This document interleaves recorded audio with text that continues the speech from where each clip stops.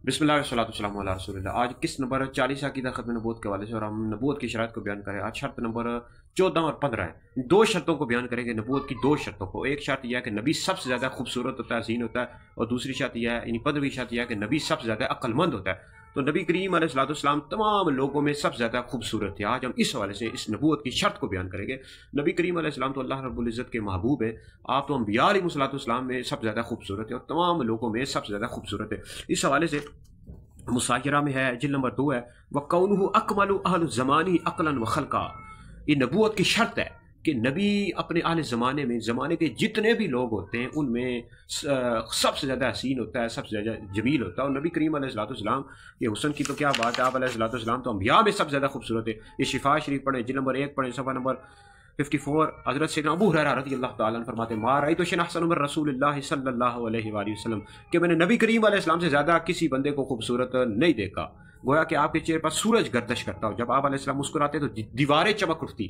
मौला अली फरमाते हैं, शोबुल ईमान में हदीस मौजूद है, ला मरा क़ब्लहु वला बादहु मिस्लहु, कि मैंने ज़ूर अलैहिस्सलाम जैसा ना पहले कोई देखा ना बाद में देखा, और आपकी मिसल कोई नहीं था। शायर कहता है, वो कमाल हुस्न हजूर है, वो कमाल हुस्न हजूर है कि गुमाने नक्शे जहाँ नहीं, यही फूल खार से दूर है, यही शम्मा है कि धुआं नहीं।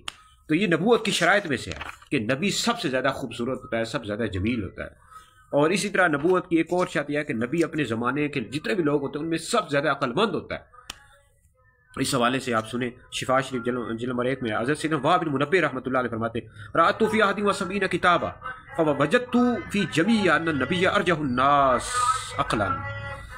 कहते हैं कि मैंने 71 किताबें पढ़ी, आसमानी सहीफ़े, और सब में मौजूद पाया कि नबी करीम अलैहिस्सलाम अक़ल के लिहाज से सबसे ज़्यादा अफजल हैं। और एक और बात में है कि अल्लाह रब्बुल इज़्ज़त ने तमाम लोगों को जो अकल अता किया उसकी मिसाल यह है कि सरकार अलैहिस्सलाम की मुबारक अकल के सामने वो हैसियत रखती है जैसे दुनिया की रेत के ढेरों में से रेत का एक दाना, एक ज़र्रा जो होता है ना, रेत का एक ज़र्रा, वो लोग तमाम लोगों की अकल, नबी करीम अलैहिस्सलाम की अकल उन सब लोगों से ज़्यादा है। तो नबूवत की आज हमने दो शर्तों को बयान कर दिया। एक तो यह है कि नबी तमाम लोगों में सबसे ज़्यादा हसीन होता है, खूबसूरत होता है। दूसरा है कि नबी की अकल सब लोगों में सबसे ज़्यादा होती है। तो मज़ीद भी अब नबूवत की शराइत हम तफसील के साथ किस तवार बयान कर रहे हैं और ख़त्म नबूवत के हवाले से हम दलाइल दे रहे हैं। हमारी वीडियोज़ डॉक्टर मुफ्ती दानिश हैदरी यूट्यूब चैनल पर मौजूद है, फेसबुक पर मौजूद है।